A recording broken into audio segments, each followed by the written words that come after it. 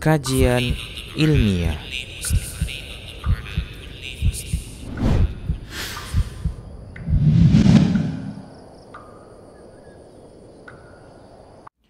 Bismillahirrahmanirrahim. Assalamualaikum warahmatullahi wabarakatuh.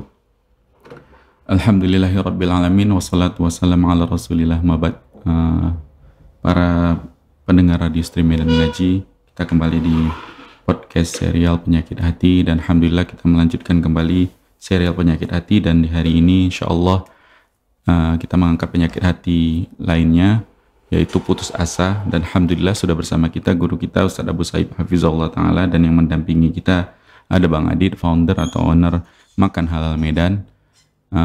Tapi ini nggak ada segmen kedua digital marketing hari ini ya Bang, libur nih, mau fokus ngaji kayaknya Bang Adit nih hari ini.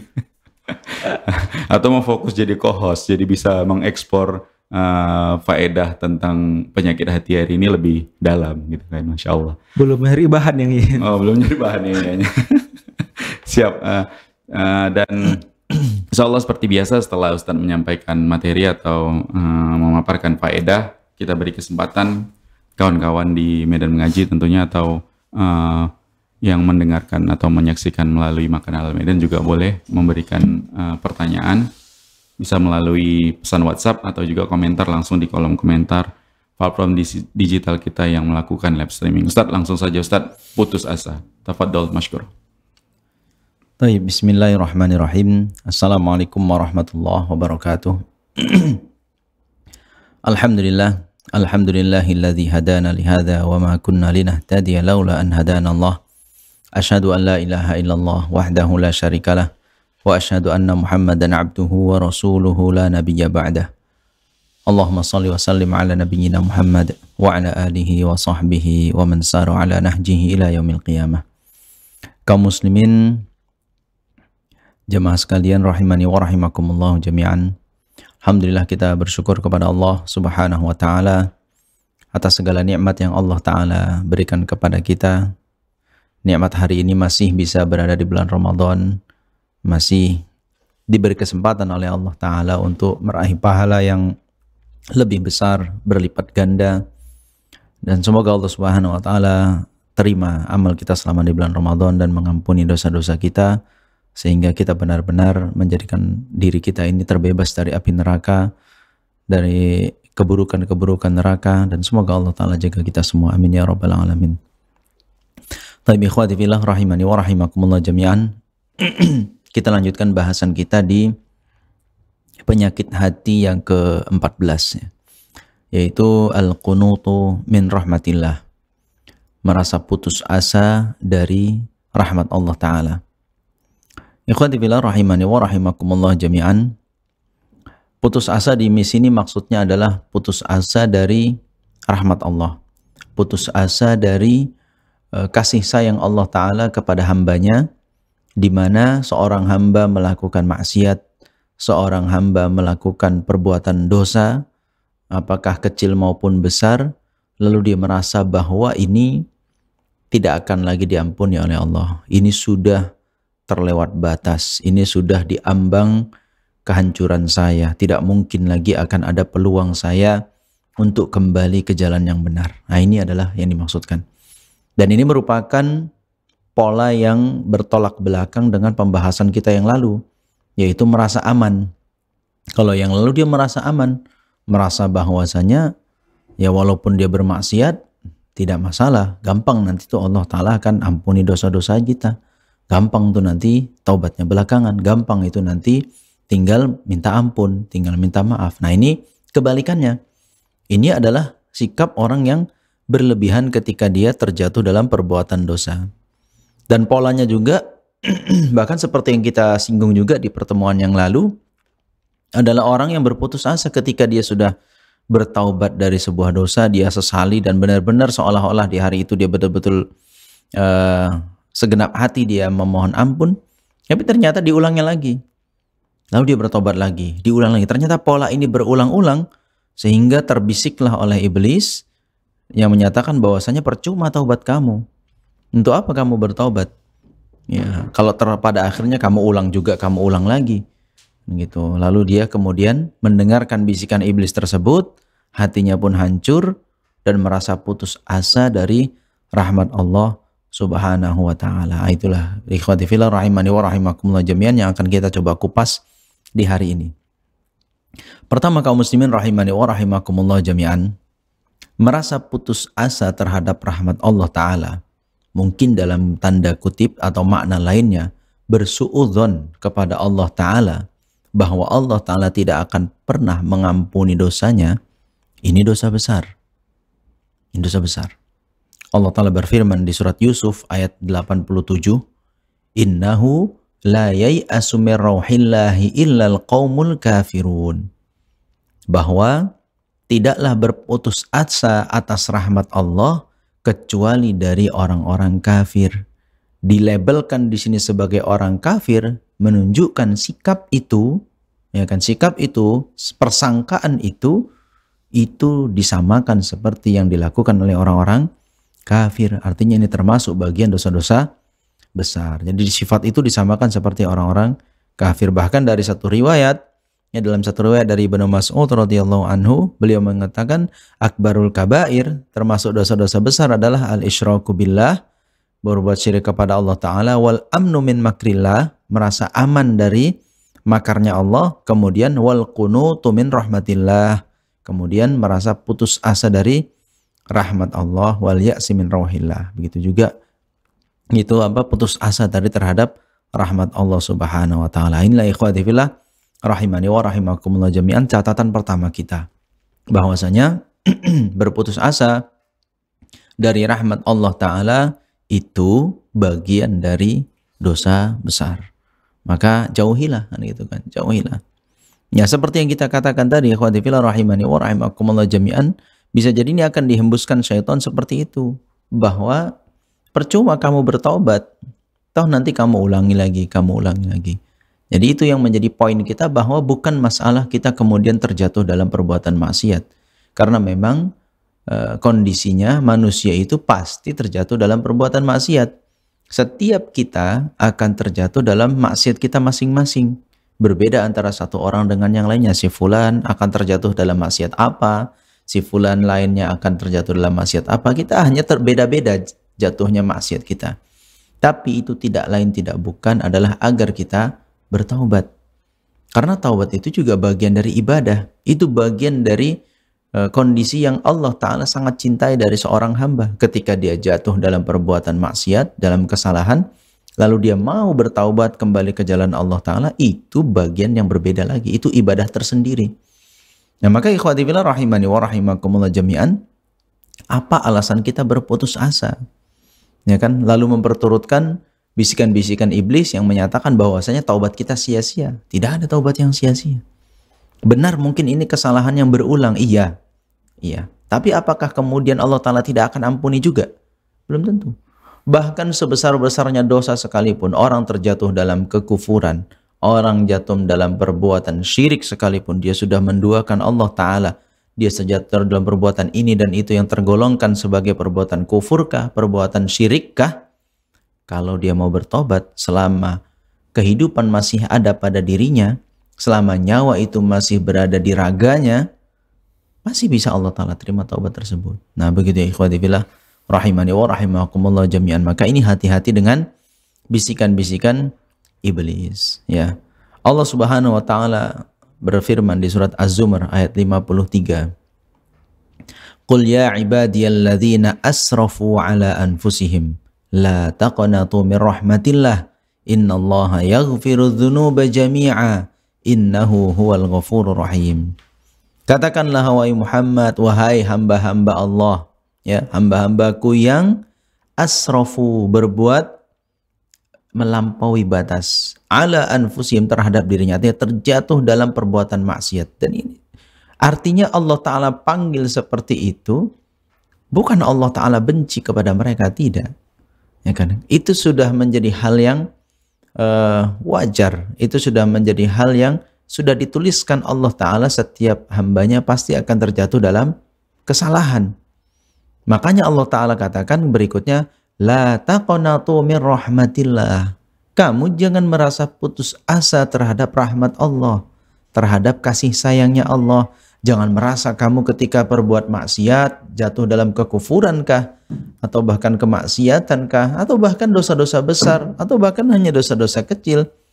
Jangan kemudian merasa putus asa terhadap kasih sayang Allah Ta'ala, lalu merasa kita pasti akan dimurkai, kita pasti akan dijatuhi hukuman, kita pasti akan disiksa.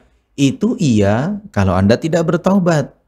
Itu akan dilakukan, itu akan terjadi siksaan itu, hukuman itu, kalau tidak bertaubat kepada Allah Ta'ala.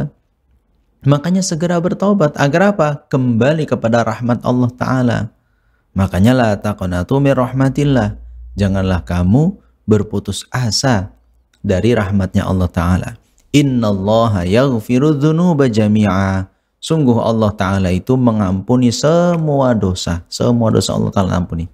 Selama yang bersangkutan masih hidup, yang bersangkutan masih mau bertaubat, beristighfar, mohon ampun kepada Allah Ta'ala, ini berlaku. Allah Ta'ala ampuni semua dosa. Innahu huwal ghafurur rahim. Dia adalah zat yang maha pengampun lagi maha penyayang. Nah, begitu ya ikhwati fillah rahimani wa rahimakumullahu jami'an. Ya, jadi catatan ini benar-benar menjadikan kita kokoh kan gitu kan, kokoh. Betul ketika seorang terjatuh dalam perbuatan maksiat, dia berbuat dosa besar misalnya, itu kondisi manusia yang rapuh. Ketika dia mau memperturutkan hawa nafsunya, atau dia terjatuh dalam bisikan syaitan sehingga terjatuh dalam maksiat yang besar, dia dalam kondisi rapuh. Dan Anda butuh kasih sayang Allah Ta'ala di saat itu. Ingatlah, innallaha yaghfiru dzunuba jami'a, bahwasanya Allah Ta'ala mengampuni seluruh dosa. Kuncinya adalah inabah. Ya, kuncinya adalah mau kembali ke jalan Allah. Itu saja kuncinya. Ya, kita berbelok-belok sedikit, melenceng-melenceng sedikit, itu hal yang sudah menjadi takdir kita, ya kan? Sudah menjadi hal yang dituliskan oleh Allah Ta'ala. Intinya adalah bagaimana kita tetap mau kembali. Apakah kembali itu memang kita mendapat hidayah secara langsung, kita ingat tentang bahwasanya itu berbuat dosa, atau ada orang yang memberi nasihat kepada kita, mengingatkan kita atas kesalahan tersebut. Yang penting adalah kemudian kita kembali ke jalan Allah Subhanahu wa Ta'ala. Taib ikhwati billah rahimani wa rahimakumullah jami'an. Ada sebuah hadis yang masyhur ya, yang disahihkan oleh Imam Bukhari dan Imam Muslim. Ini sering kita dengar ya, atau kita bacakan saja, tentang dari Abu Sa'id Al-Khudri radhiyallahu anhu, tentang seorang lelaki yang dahulu ya, Nabi SAW ceritakan, dahulu sebelum kalian ada seorang lelaki yang membunuh sampai 99 orang. Lalu dia pun bertanya kepada orang-orang tentang siapakah yang kalian kenal orang itu bisa menunjukkan kepadaku cara untuk bagaimana menyelesaikan diri dari dosa yang sebesar ini. Sehingga ia pun ditunjukkan kepada seorang rahib. Rahib ini adalah seorang yang ahli ibadah. Ya, maka dia pun mendatangi rahib tersebut, dan dia pun menyatakan dosanya yang seperti itu, sudah membunuh 99 orang. Lalu dia bertanya, apakah orang seperti saya ini yang sudah membunuh sebanyak itu masih ada lagi peluang untuk taubat? Apa jawab si rahib? Ya, rahib ini hanya orang yang ahli ibadah, kurang ilmu. Maka dia jawab, tidak ada. Orang seperti kamu sudah terlewat batas, tidak ada taubat bagimu. Maka apa yang terjadi? Genap jadi 100. Si rahib menjadi orang ke-100-nya yang dia bunuh. Karena dia sudah, kalau nggak ada kesempatan lagi untuk saya bertaubat, berarti membunuh setelah ini hal yang sama saja, tidak merubah kondisi. Dibunuh si rahib, jadilah 100 orang. Namun ternyata Allah Ta'ala masih berkeinginan orang ini bertaubat. Sehingga dia masih mencari juga, mencari siapa yang bisa dia ketahui di penduduk bumi ini, yang bisa menunjuki kepadanya tentang apa yang bisa dia lakukan. Ini sudah genap 100 orang yang dia bunuh. Apakah masih bisa taubat dengan kondisi yang seperti ini, dan bagaimana taubatnya? Maka dia pun ditunjukkan kepada seorang yang alim. Ya, ditunjukkan kepada seorang alim untuk ditanya. Dia pun datangi seorang alim tersebut, ya. Maka bertemu dengan orang alim ini, setelah diajukan pertanyaan itu dia sudah membunuh 100 orang, apakah masih bisa diterima taubatnya? Maka jawab orang yang alim ini adalah bisa. Kamu bisa diterima taubatnya.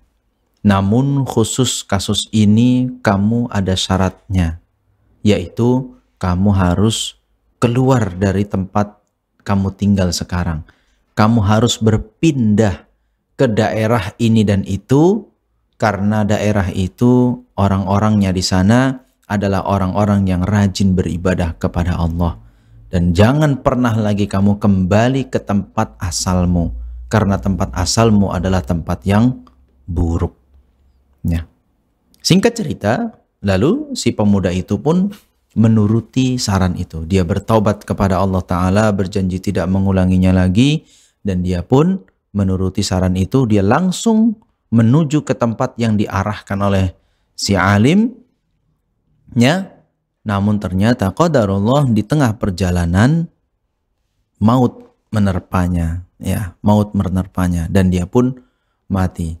Seketika ketika nyawanya sudah dicabut oleh malaikat maut, sebagaimana dalam hadis lain yang disebutkan oleh Rasulullah SAW tentang proses pencabutan ruh seseorang, maka setelah malaikat maut mencabut nyawa manusia, akan ada malaikat yang menyambut. Kalau orang yang baik, orang yang soleh, maka akan disambut oleh malaikat ya rahmat, yang penuh dengan kebaikan, yang membawa kain kafan yang harum, penuh dengan wajah yang berseri-seri dan baik gitu.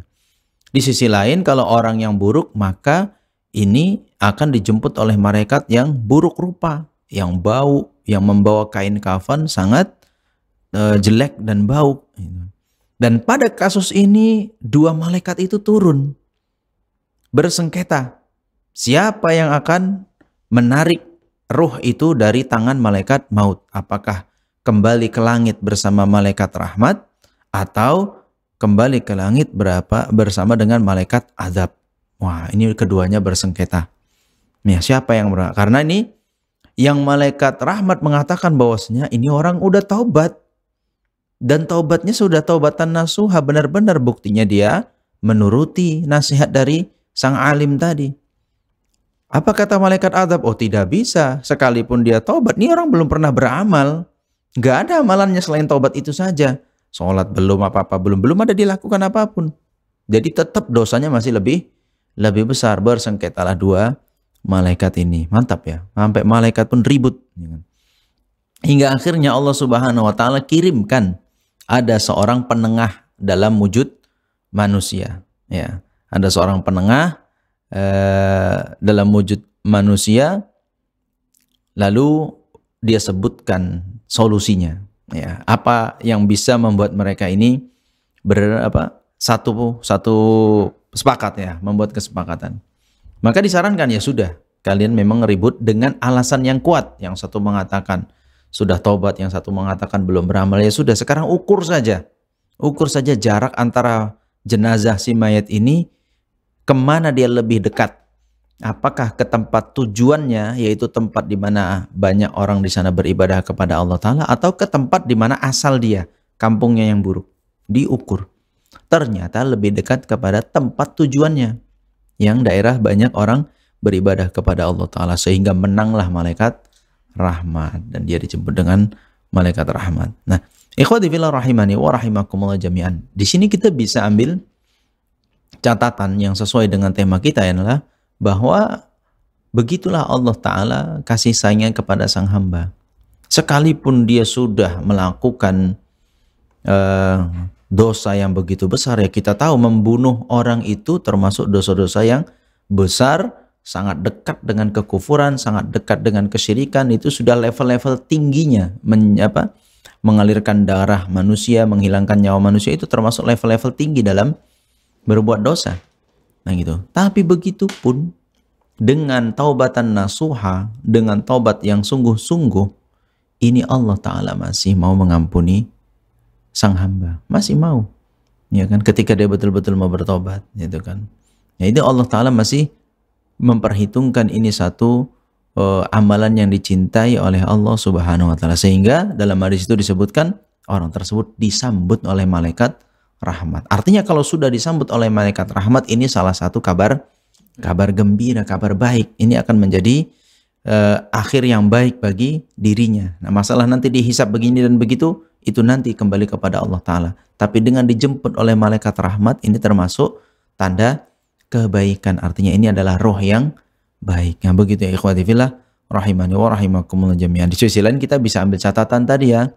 Orang taubat itu bukan hanya taubat, ya, karena tadi seperti diarahkan, kamu harus pindah tempat, karena tempatmu itu tempat yang buruk, kamu harus pindah ke tempat yang baik. Kemudian juga di sini merupakan petunjuk bahwasanya pendukung taubat seseorang adalah ketika dia bisa mencari lingkungan yang bisa mendukungnya, bukan lingkungan yang malah membawanya kembali lagi ke dosa yang sama. Maka memang harus berpindah. Mungkin bahasa kita sekarang hijrah lah gitu, bahasanya hijrah. Maka kalau hijrah itu bukan hanya hijrah pakaiannya saja, bukan hanya hijrah di lisan saja. Hijrah itu juga hijrah harus mencari pertemanan yang baru, lingkungan yang baru. Jangan cari lagi teman-teman yang akan membawanya terjerumus lagi di dosa yang sama. Ini akan sulit, taubatnya akan sulit.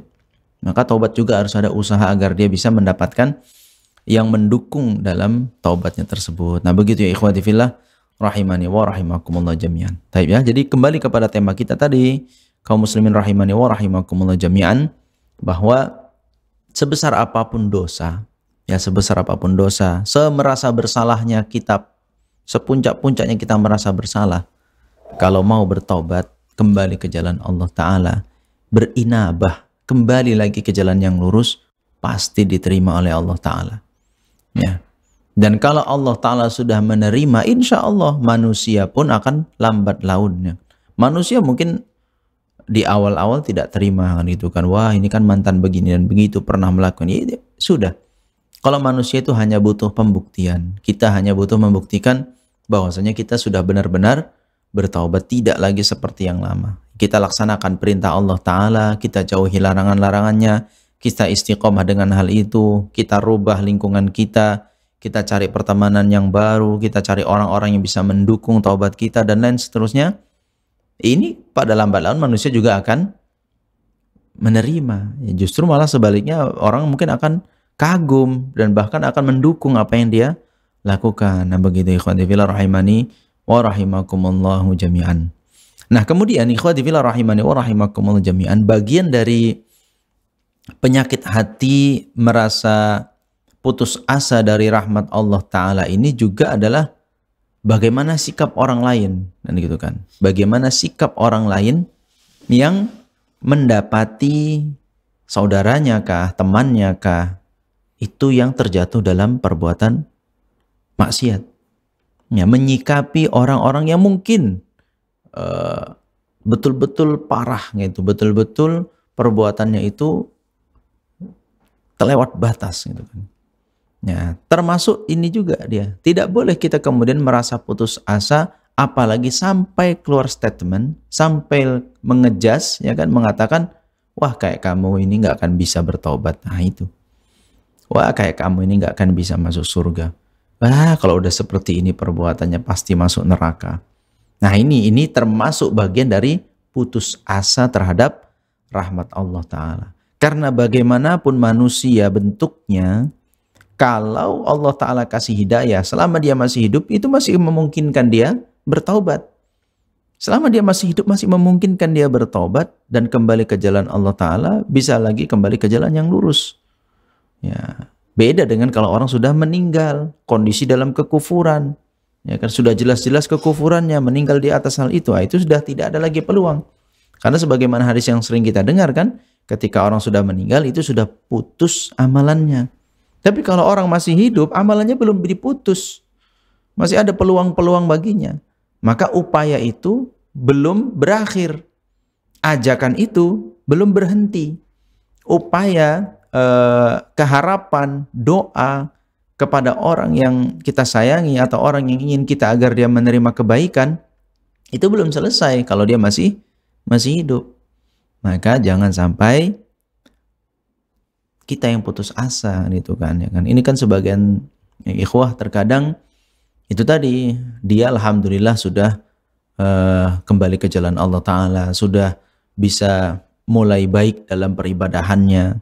Lalu kemudian fenomenanya terhadap istri, terhadap anak, mungkin terhadap orang tua, terhadap tetangga, terhadap teman, lingkungan yang notabene belum bisa benar-benar kembali ke jalan Allah Ta'ala. Nah, ini gimana sikapnya? Itu tadi, jangan putus asa.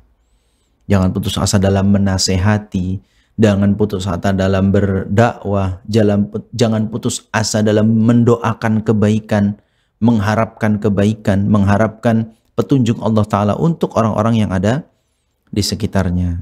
Karena bagaimanapun ikhwati fillah rahimani wa rahimakumullah jami'an, sifat Allah Ta'ala adalah la yadhlimu rabbuka ahada. Allah Ta'ala tidak akan menzalimi seorang hamba pun, enggak akan. Ya kan? Kalau orang itu diberi kesempatan oleh Allah Ta'ala untuk bertaubat, dia akan mendapatkan bagian dari taubat itu. Dan Allah Ta'ala itu sifatnya yaghfiru liman yasha wa yu'adzibu man yasha. Allah Ta'ala itu mengampuni siapapun yang Allah Ta'ala kehendaki dan akan mengadab siapapun yang Allah Ta'ala kehendaki. Maka tidak berhak bagi kita kemudian berputus asa, apalagi sampai mengeluarkan statement, mengeluarkan kepastian seseorang yang tidak akan bisa dapat rahmat Allah. Orang yang tidak akan masuk surga, pasti masuk neraka. Ini bukan bagian kita ya ikhwati fillah rahimani wa rahimakumullah jami'an. Kita ingatkan tentang sebuah hadis ya.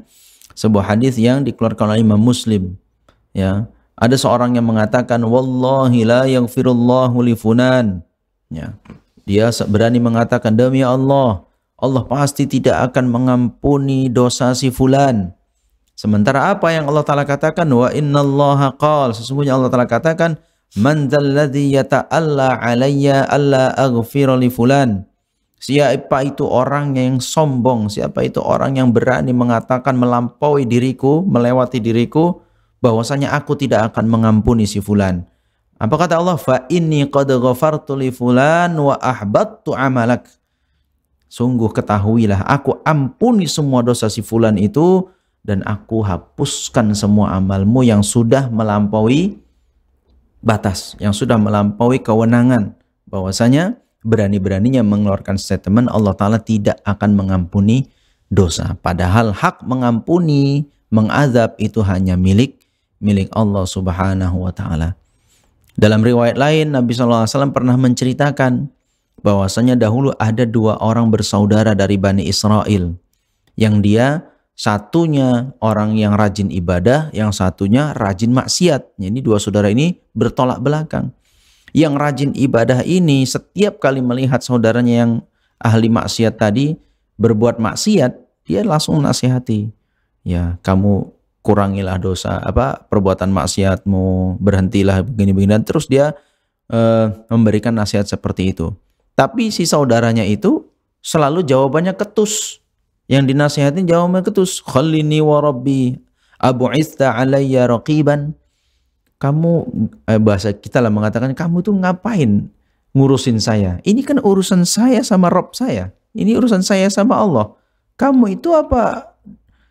Di sini itu diutus oleh Allah Ta'ala untuk menjadi pengawas bagiku. Kamu ini ya sudah. Nggak usah urusin urusan orang lain lah gitu kan.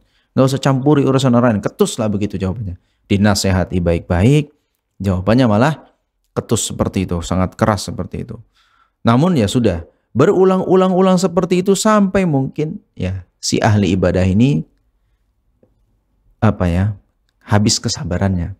Ya kan, sudah memuncak, mungkin diomongin baik-baik, jawabannya ketus, lalu keluar dari lisannya yang buruk. Nah, ini hati-hati kalau tidak punya ilmu nih seperti itu, berdakwah kalau kurang ilmu, jadi keluar kata-kata yang malah lebih buruk nilai kata-kata ini dibandingkan yang dilakukan oleh orang yang dinasehatinya. Lalu dia katakan bahwasanya kamu ini tidak akan masuk surga. Kamu ini pasti akan masuk neraka. Wah, ini kan berat. Ya kan, berat, tapi ternyata kalimat ini jauh lebih berat di sisi Allah Ta'ala dosanya dibandingkan dosa yang dilakukan oleh orang yang dinasihatinya. Lalu diceritakan keduanya meninggal dunia dan rohnya itu dipertemukan dan dihadapkan kepada Allah Ta'ala.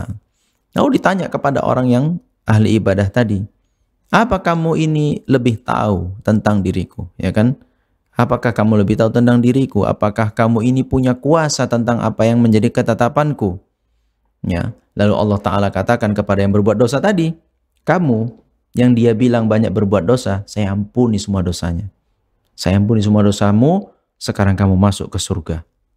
Dan kamu yang beraninya melampaui batasmu, menghilangkan rahmatku sementara dia masih memungkinkan diterima taubatnya, masuk neraka. Nah ini ikhwati fillah, kan sangat-sangat berbahaya. Statement yang ringan, yang pendek, namun ternyata itu dimurkai oleh Allah Ta'ala.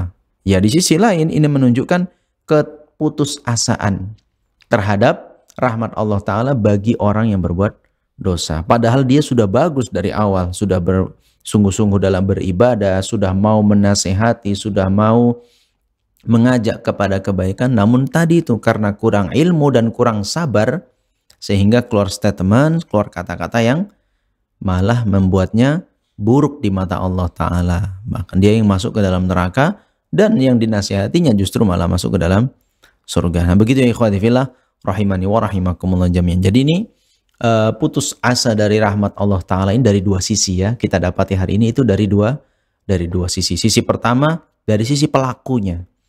Bahwasanya Anda mungkin pelaku maksiat, Anda mungkin pelaku dosa, ya, masih ada peluang Anda bertobat. Selama Allah Ta'ala masih berikan kehidupan, roh itu masih bertahan di jasad, maka Anda masih punya berpeluang untuk bertobat. Maka segera bertobat. Ya, ini kalau kita lanjutkan di pekan yang akan datang, kita akan bahas tentang penyakit hati berikutnya adalah menunda taubat.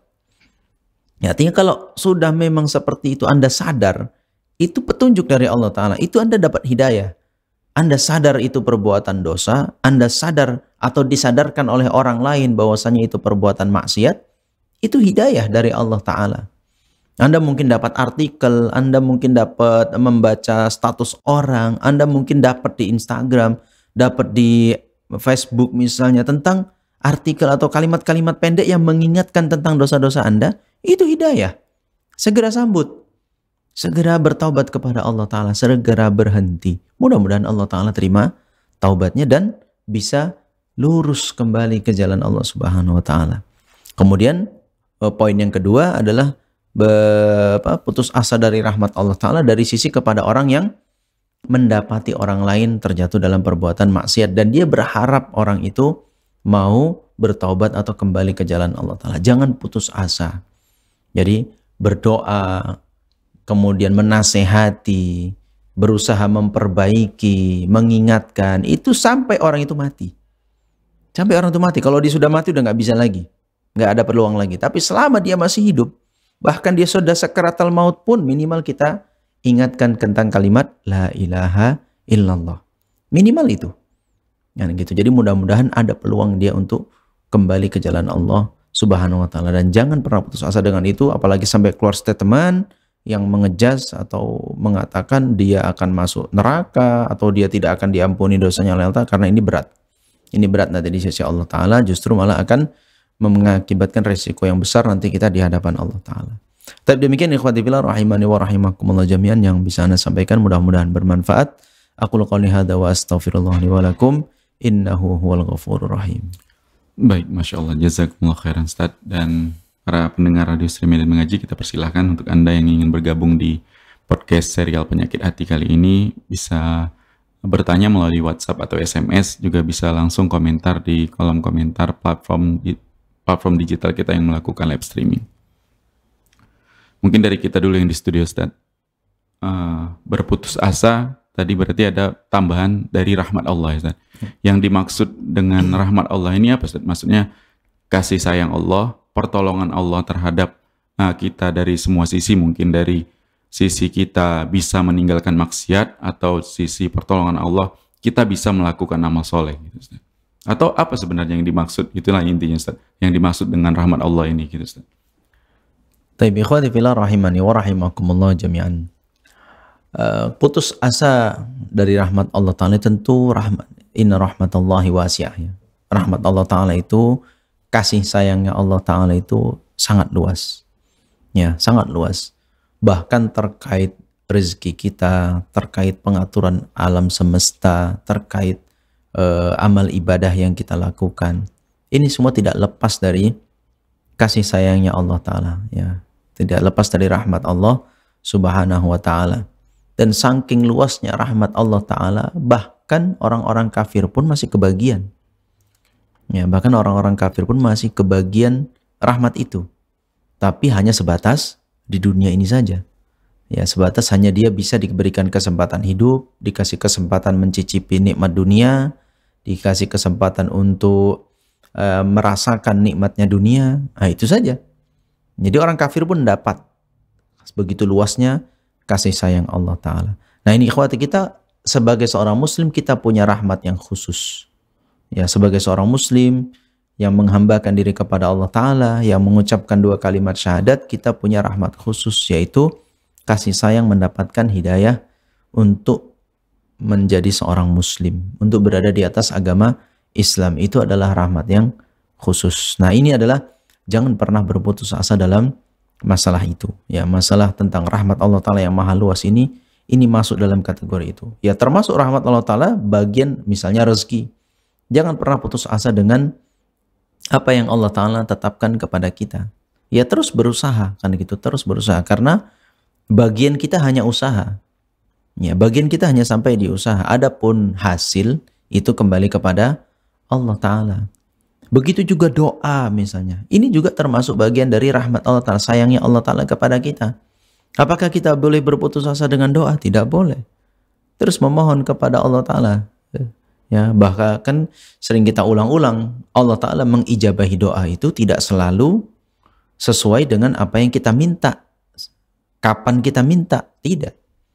Kalau Allah Ta'ala pandang itu yang terbaik untuk kita, pasti diberi. Apa, kapan, seperti apa, pasti diberi. Kalau itu yang terbaik untuk kita. Tapi Allah Ta'ala maha tahu tentang kita melebihi diri kita sendiri. Ya, bisa jadi apa yang kita minta itu tidak baik bagi kita. Maka Allah Ta'ala akan beri. Itulah rahmat Allah Ta'ala. Itulah kasih sayang Allah Ta'ala kepada kita. Sehingga ketika sembrononya kita meminta sesuatu, padahal itu buruk untuk kita kalau diijabahi, maka pasti Allah Ta'ala akan ganti yang lebih baik. Ya. Atau Allah Ta'ala akan jauhkan kita dari mara bahaya. Doa ini digunakan karena ini tidak bagus kalau diturutin. Allah Ta'ala berubah pengijabahannya dengan menjauhkan kita dari mara bahaya, dari musibah, dari keburukan. Begitu. Atau Allah Ta'ala memang ini kalau diturutin gak bagus untuk si dia nih. Karena kalau dituruti nanti berhenti ibadahnya kah? Kalau dituruti malah akan terjatuh kepada maksiat kah? Kalau dituruti malah dia jadi hamba yang kufur kah? Dan lain sebagainya. Allah Ta'ala akan simpan. Udah, ini disimpan saja menjadi ibadah. Doa itu disimpan akan dikabulkan nanti di surga. Berupa nikmatnya. Nikmat-nikmat di surga. Nah, begitu ya ikhwati. Jadi jangan pernah putus asa dengan doa. Ya kan? Banyak sekali kisah ya kalau kita dapati tentang masalah doa ini khususnya kan. Bagaimana dahulu Nabi Ibrahim doa meminta anak itu aja sampai 80-an tahun. Baru akhirnya lahirlah Ismail, lahirlah Nabi Yakub dan seterusnya anak keturunan Nabi Ibrahim. Itu seorang nabi diuji Allah Ta'ala dengan doa berpuluh-puluh tahun. Nabi Ayub bagaimana doa ketika ditimpakan penyakit yang sangat menderita dengan penyakit itu. Dan nabi-nabi lainnya, Nabi Nuh misalnya, sampai bertahun-tahun, ratusan tahun bahkan menghadapi kaumnya yang sangat durhaka begitu dan seterusnya. Ikhwati fillah rahimani wa. Dan Nabi kita sallallahu alaihi wasallam tentu ya, Nabi kita sallallahu alaihi wasallam harus menghadapi banyak rintangan. Apakah beliau tidak berdoa? Pasti berdoa. Namun yang menentukan adalah Allah Ta'ala.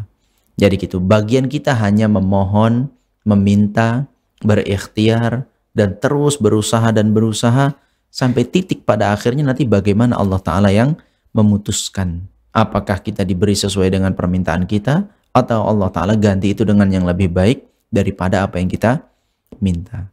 Nah, begitu. Jadi ini sangat luas kalau namanya rahmat Allah Ta'ala. Itu termasuk di sana bagiannya adalah di sini yang kita bahas tadi tentang taubat, tentang orang-orang yang terjatuh dalam perbuatan maksiat. Ini bisa kita bawa kepada doa-doa kita, kepada ibadah-ibadah yang kita lakukan, kepada usaha yang kita lakukan, dan lain sebagainya. Ya, demikian. Wallahu a'lam bishawab. Baik, jazakumullah khairan Ustaz. Dan sudah ada pertanyaan yang masuk ke WhatsApp Medan Mengaji Ustaz. Kita bacakan. Assalamualaikum warahmatullahi wabarakatuh. Waalaikumsalam warahmatullahi wabarakatuh. Afwan Ustadz, izin bertanya di luar tema. Ana dan teman-teman Ana sedang belajar tahsin di rumah Quran dan guru tahsin tersebut sudah digaji oleh pemilik rumah Quran tersebut. Ana dan teman-teman berniat patungan ingin memberi hadiah untuk lebaran kepada beliau. Apakah dibolehkan Ustadz? Jazakallah khairan. Silakan. Baik, wa anta jazakallahu khairan. Tayyib khadifillah rahimani wa rahimakumullah jami'an.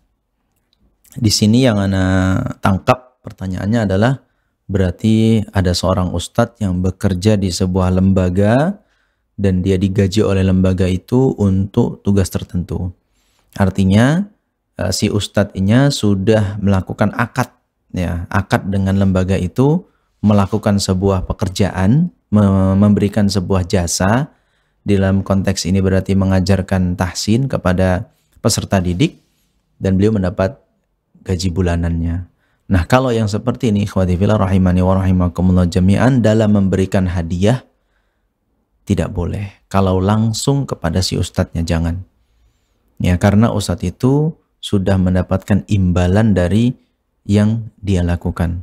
Ini akan lebih apik lagi, akan lebih menjaga, karena ini akan menjaga hati si ustadznya gitu kan. Akan menjaga, Anda juga kan sebagai murid sebaiknya juga menjaga hati ustadznya, jangan sampai membuat ustadznya ini goyah, ya, goyah. Tadinya dia sudah ikhlas dengan akad yang dilakukan dengan lembaga itu, sudah ikhlas dia mendapatkan itu dan mengajarkan Al-Quran, sudah sejauh itu saja dia sudah ikhlas. Khawatir kalau kita sisupi lagi hadiah yang lain seperti itu, ini akan merubah niatnya, akan ada niat-niat tambahan. Ya, contoh misalnya kan ini tidak bersuuzon dengan ustadz yang dimaksud, ya bisa saja manusia kan kemudian setelah itu berharap habis Idul Fitri ada Idul Adha, habis Idul Adha ada lahiran anak, ada hari pernikahan, ada acara ini dan itu, kok murid-muridnya nggak respon, nah dan lain sebagainya. Ini kan ustadznya sudah melenceng nanti kan, ya muridnya mungkin dalam hari ini berkemampuan memberikan itu, nanti berikutnya belum tentu kan gitu. Nah, ala kulli hal biarkanlah sang ustadz dengan hatinya yang menerima dengan kondisi itu. Kalau mau beli hadiah bisa dengan cara yang lebih apik. Anda titipkan lewat si pemilik lembaga. Jadi hadiah itu silahkan berikan kepada lembaga. Pak, saya mau kasih hadiah ke ustadz. Cuma kalau kami kasih hadiah langsung ke ustadz, ini ya secara syar'i bisa dikatakan dengan harta gulul. Harta gulul yang dilarang dalam agama. Nanti silahkan cari sendiri tentang bagaimana harta gulul itu kemudian dilarang dalam Islam. Kami khawatir jatuh terdalam gulul terhadap si ustadz. Ini kami titipkan ke bapak saja. Terserah bapak mau berikan atau tidak kepada ustadz itu. Atau mungkin lembaga itu punya lebih dari seorang ustadz yang bekerja di lembaga itu dalam mengajarkan tahsin di lembaga yang dimaksud. Nah itu ya mungkin bisa dibagikah atau seperti apa kebijakan dari lembaganya. Kalau begitu nanti kan si ustadz tetap menerima hadiah itu, tapi dia tidak berubah niatnya itu, karena memang sumbernya tetap dari lembaganya, bukan dari murid-muridnya. Demikian, wallahu a'lam bishawab. Baik, masya Allah, jazakumullah khairan Ustaz. Mungkin kembali kita yang di studio Ustaz. Tadi putus asa dari sisi yang kedua Ustaz. Berarti ada kayak putus asa dalam amal soleh ini termasuk putus asa juga gitu Ustaz. Ketika misalnya kita melakukan amal soleh atau kebaikan, ngerasa, kita contohkan lah kayak di Ramadan ini kan kita pengen cita-cita atau semuanya berharap bisa mengkhatamkan Al-Quran minimal sekali gitu. Berjalan-berjalan mungkin banyak udah mulai yang ketinggalan karena ini karena itu, akhirnya putus asa. Itu termasuk putus asa. Kayak udah nggak semangat, udahlah futur atau putus asa itu sama Ustaz. Kayak udahlah nggak usah dikejar lagi, udah nggak dapat ini kayaknya khatam Quran ini sama Ustaz. Atau maksudnya kalau sama, dia sama nggak Ustaz kayak putus asa dengan rahmat Allah dan dosanya sama dengan dosa besar tadi gitu Ustaz. Kalau futur itu juga termasuk hal yang sering terjadi gitu kan. Ketika seorang tidak mampu menguasai atau memotivasi terus dirinya, ya sering orang kemudian terjatuh dalam futur ini gitu kan. Jadi futur ini merosotnya keimanan, merosotnya semangat dalam beribadah. Ya, ini belum tentu dia terjatuh dalam putus asa tadi. Ya, belum tentu ya. Walaupun kalau ini kemudian dia perturutkan lalu keluar rasa itu, keluar sangkaan itu bahwasanya ya sudahlah, kayaknya percuma kan itu kan, kayaknya percuma. Allah Ta'ala kayaknya sudah tetapkan kita ya sudah begini memang hancur. Nah ini berarti sudah jatuh ya, sudah naik level, bukan hanya futur, tapi sudah jatuh kepada putus asa terhadap rahmat Allah Ta'ala. Jadi kalau futur itu sendiri belum tentu dia terjatuh dalam putus asa tadi. Itu wajar ya, wajar. Naik turunnya iman itu hal yang wajar itu kan. Kadang naik, kadang turun. Tapi jangan kemudian ketika Anda turun, nah itu tadi bablas ya kan, bablas rem semuanya lah langsung merosot.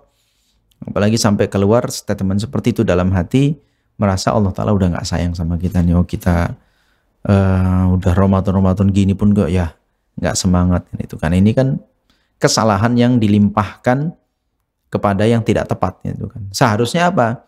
Seharusnya ketika kita dalam futur itu yang kita lakukan adalah muhasabah, ya kan? Yang kita lakukan adalah evaluasi diri. Kenapa ya kok bisa merosot? Kemarin hari pertama bisa 5 juz, hari kedua bisa 5 juz. Kenapa hari ketiga kok turun jadi 3 juz? Kenapa jadi 4 juz? Yang menyebabkan apa? Apakah mungkin ngantuk atau kesibukan yang bertambah atau ada pengganggu dan lain sebagainya. Nah, ini kan tinggal dikoreksi saja. Karena kalau hari pertama bisa, seharusnya hari kedua, ketiga dan selanjutnya pasti bisa. Kecuali ada kondisi yang berubah, apakah karena sakit atau karena bersafar dan lain sebagainya. Ini mungkin kondisi-kondisi yang sulit untuk disesuaikan kondisinya. Tapi kalau kondisi tidak berubah, aktivitas rutinitasnya masih sama, seharusnya bisa. Lalu apa yang membuat itu berubah? Nah, ini aja yang perlu dikoreksi, bukan kemudian menjatuhkan kesalahan, apalagi kesalahannya dikembalikan kepada Allah Ta'ala yang mungkin tidak sayang lagi, kan? Mungkin kenapa kita dibuat hidayahnya berkurang, dibuat kita semangatnya berkurang? Tidak, sama sekali bukan itu. Tapi kitanya yang harus introspeksi diri, harus kembali muhasabah, ada apa gitu kan. Dan sebenarnya wajar gitu kan, di hari pertama semangat, lalu menurun itu hal yang wajar.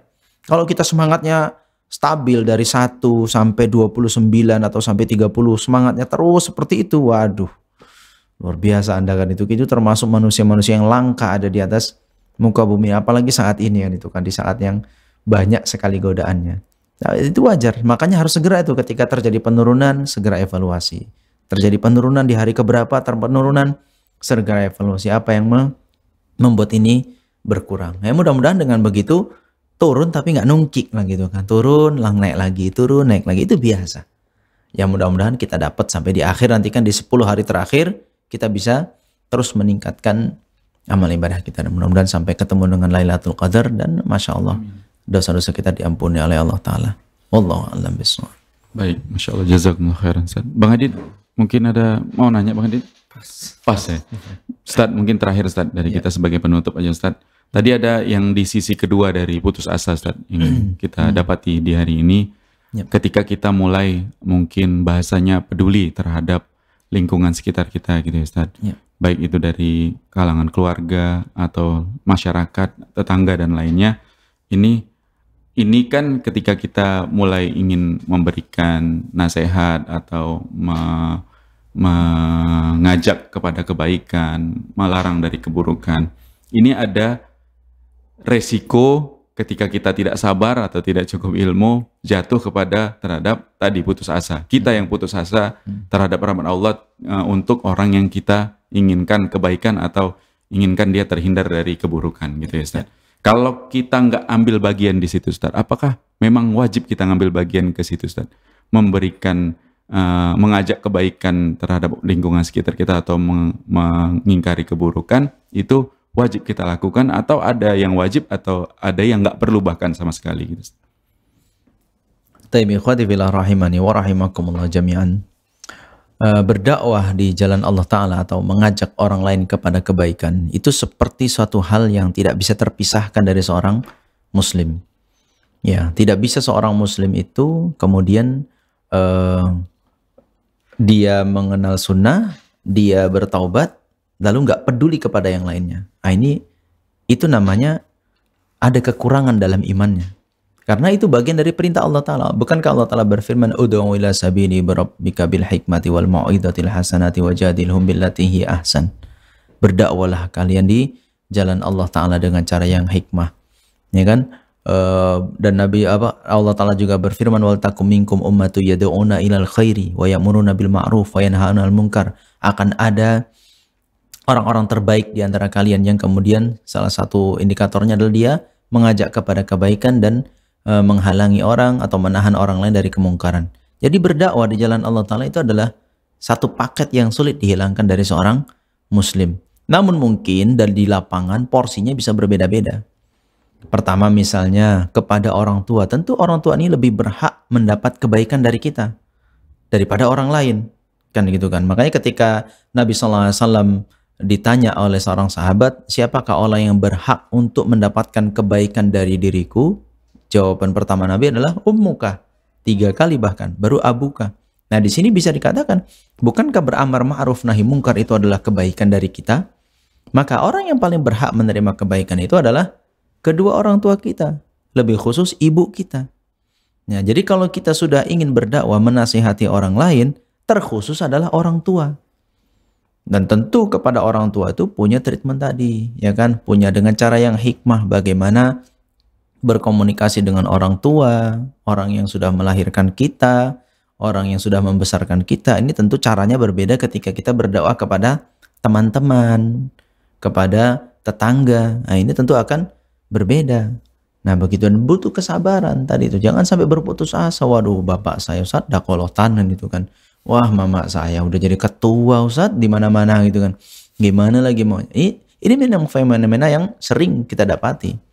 Tapi jangan pernah putus asa. Anda secara pribadi banyak sekali mendapatkan baik itu pengalaman pribadi ataupun pengalaman orang lain yang Anda dapati gitu kan.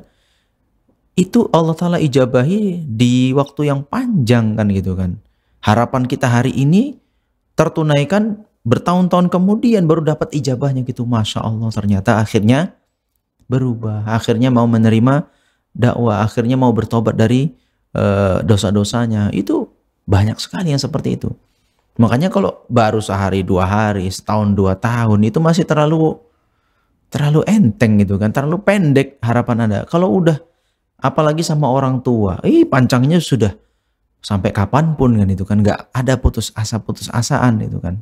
Sampai karena mereka yang paling berhak menerima kebaikan kita dan seterusnya. Maka yang berhak setelahnya siapa? Karib kerabat kita. Mulailah berdakwah kepada dia. Walaupun bagaimana caranya ya, bukan berarti intensitasnya dan seterusnya. Ini bagaimana caranya kita berdakwah itu saja.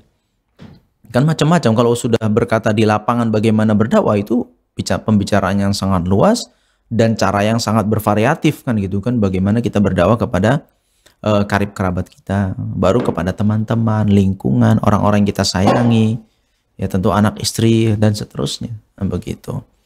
Jadi memang kita tidak bisa kapan, bisa dibilang gini, kapan kita ada peluang masuk untuk mendakwahi, masuk kan gitu kan.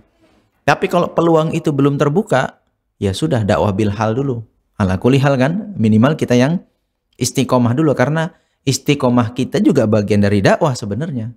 Perilaku kita, akhlak baik kita, tutur kata kita, itu secara umum juga masuk dalam kategori dakwah kan gitu kan. Nah, jadi kapan kita bisa masuk dakwahnya itu dengan lisan, dakwahnya itu langsung dengan membantu dan lain sebagainya, itu masuk gitu kan. Tapi kalau itu belum bisa, ya minimal dengan bilhal dulu. Bahkan kepada orang tua pun tidak sedikit orang yang berhasil dengan dakwah bilhal dulu sebelum dakwah bilisan. Ada pernah dapat cerita kayak gitu? Dia nggak pandai nasehatin orang tua tuh, nggak pandai. Tapi yang biasa dia lakukan adalah ketika dia sudah tahu tentang jalan yang hak, bahwasanya kepada orang tua itu harus berbakti, yang dia tahu adalah ya maksimal bakti kepada orang tua saja. Kapan orang tua telepon minta diantarin ke pajak, ready.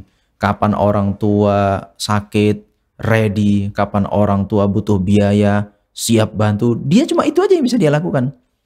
Untuk ngajak sholat, ngajak ngaji, ngajak beribadah ini dan itu, belum pandai gitu ngomong itu.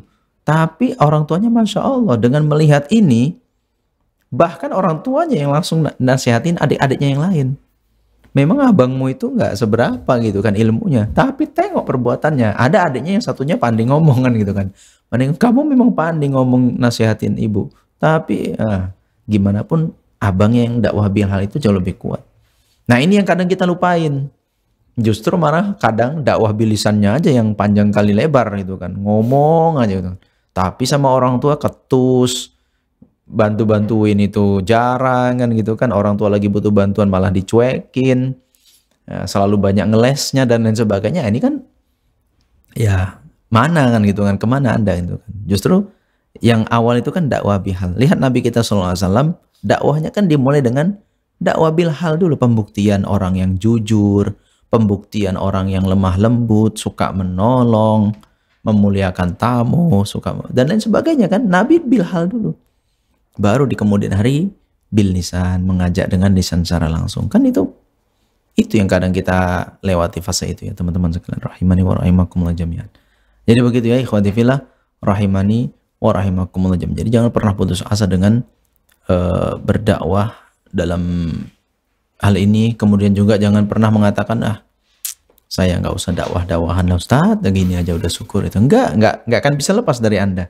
Anda juga pada saatnya harus mengeluarkan itu, mengajak orang lain kan itu kan. Karena apalagi hari ini kalau Anda yang sudah alhamdulillah sudah mendapatkan hidayah dari Allah Ta'ala, lalu tidak peduli kepada lingkungan, berarti Anda sama saja membiarkan orang tua, membiarkan keluarga, membiarkan karib kerabat, anak istri ditarik oleh syaitan, ditarik oleh orang-orang yang mengajak kepada keburukan. Nah, kan mana Anda sebagai saudaranya, mana Anda sebagai seorang muslim yang katanya berbakti kepada orang tua, yang katanya menyambung silaturahim kepada keluarga, yang katanya seorang muslim itu merasakan sakit ketika saudaranya merasa sakit. Nah, itu mana Anda dari seorang muslim yang seperti itu? Nah, bagian ya. Taibnya mudah-mudahan kita terus diberikan kebaikan oleh Allah Ta'ala, dimudahkan untuk melaksanakan ya, berilmu, beramal, dan mengajak orang lain serta sabar dalam jalan itu. Mudah-mudahan sampai itulah kita nanti kembali kepada Allah Subhanahu wa Ta'ala. Amin ya rabbal alamin. Baik Ustaz, jazakumullah khairan Ustaz atas arahan, bimbingan dan pemaparan faedahnya. Mudah-mudahan bermanfaat untuk kami pribadi, juga untuk para pendengar dimanapun pendengar berada. Dan jazakumullah khairan Bang Adit udah mendampingi kita di podcast yang ini. Dan podcast-podcast kita ini bisa didengarkan kembali mungkin di YouTube-nya Medan Mengaji, juga mungkin diposting juga di YouTube-nya Rosyad TV, atau menjadi tayangan reguler di siaran parabolanya Rosyad TV. Demikian mewakili kru yang bertugas kami pamit. Kita tutup dengan doa kafaratul majelis. Subhanakallahumma wa bihamdika asyhadu an la ilaha illa anta astaghfiruka wa atubu ilaik. Assalamualaikum warahmatullahi wabarakatuh. Waalaikumsalam.